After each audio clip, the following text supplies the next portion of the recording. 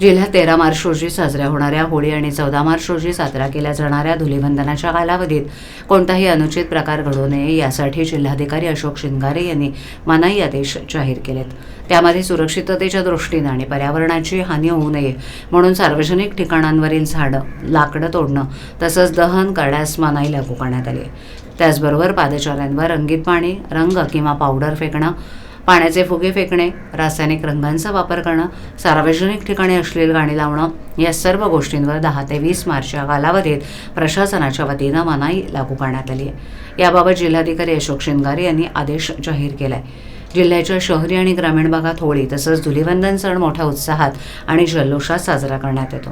यावेळेला विविध ठिकाणी सार्वजनिक मंडळांकडून, गृहसंकुलांकडून तसंच राजकीय पक्षांकडून होळी दहनाचे मोठे कार्यक्रम आयोजित केले जातात। यावेळेला सहजरित्या मोठ्या प्रमाणावर लाकडांचा वापर करून ठिकठिकाणी होळी दहन केले जातं। त्यामुळे अनेकदा आग लागण्याच्या घटना देखील उघडकीस आल्यात। तर होळीच्या दुसऱ्या दिवशी साजरा केल्या जाणाऱ्या धुलीवंदनाच्या दिवशी अनेकदा समाजकंटकांकडून हुल्लडबाजी करत रासायनिक रंगांचा वापर करणं, पादचाऱ्यांवर पाण्याचे फुगे फेकणं तसंच महिलांशी गैरवर्तन करणं यासारखी अनेक गैरकृत्य केली जातात।